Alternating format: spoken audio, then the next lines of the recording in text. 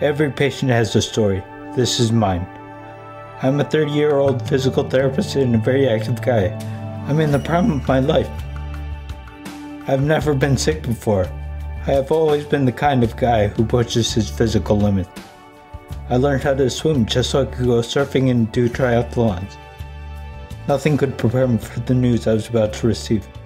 In September 2005, I found out that I had a huge brain tumor. Well, as a physical therapist, I talk to doctors all the time on the telephone. So when he called me that they found something, I was like, oh yeah, that makes sense. The facial numbness, the dizziness, that totally makes sense. But it took me a while to figure out that we're not talking about a patient, we're talking about me. That was probably the only time I was ever really scared. Well, I'll tell you, I do have a whole new respect for being a patient. It was really a very serious operation because the location of the tumor is way back where it's very, very dangerous. You can have a multiple nerve injury or injury to your great vessel of your brain. It can cause major morbidity and even death.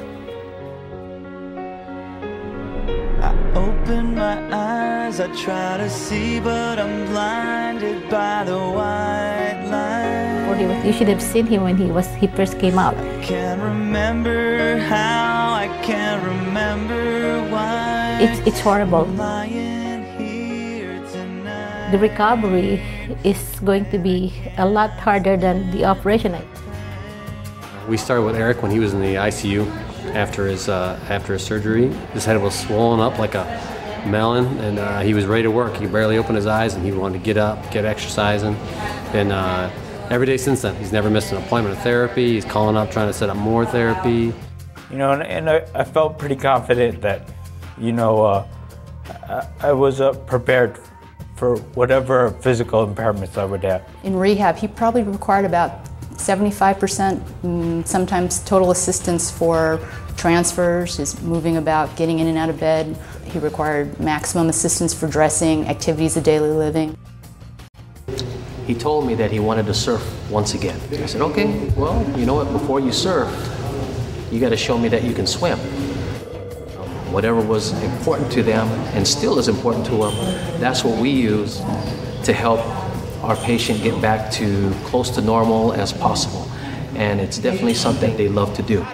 This is 10% luck, 20% skill, 15% concentrated power of will, 5% pleasure, 50% pain, and 100% reason to remember the name. This is 10% luck, 20% skill, 15% concentrated power of will, 5% pleasure, 50% pain, 100% reason to remember the name.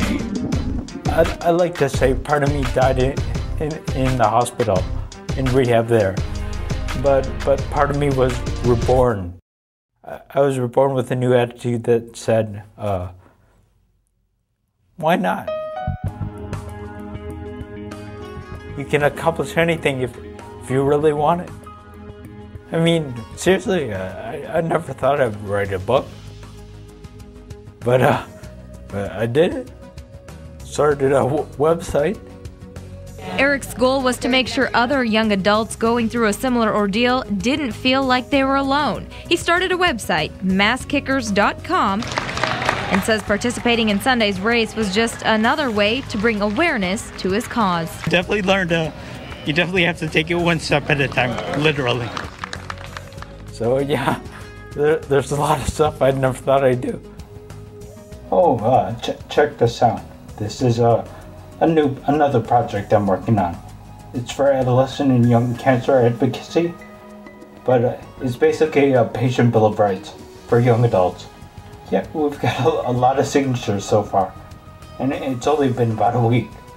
We hear what Eric's up to now on all kinds of different phases. We just kind of shake our heads and laugh, like, that's Eric. Yeah, I think he's made all of us better people, clinicians, therapists, nursing, everybody, because he challenges you, he motivates you, he takes it to another level. His optimism, it never wavered.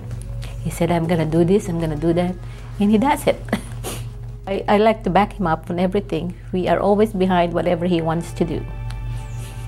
They served as great role models in terms of unconditional love. That was definitely there. And just by them reaching out to me, inspires me to reach out to others. Oh yeah, I definitely think I'm a better person now. All my co-workers at Grossmont, have been extremely supportive of me. For that, I'll forever be grateful. Every day, I start my morning with little promises to myself. In terms of what I want to do for the day. All right, Eric. Good job, mate. I can't say it any better than I did in my book. My story is not yet finished. I still have my whole life ahead of me. I still have a lot of things I need to do. A disability is not the end of the world, but an opportunity to enjoy the world in a unique and different way. The only thing limiting yourself is yourself. If you really want something, you can do it.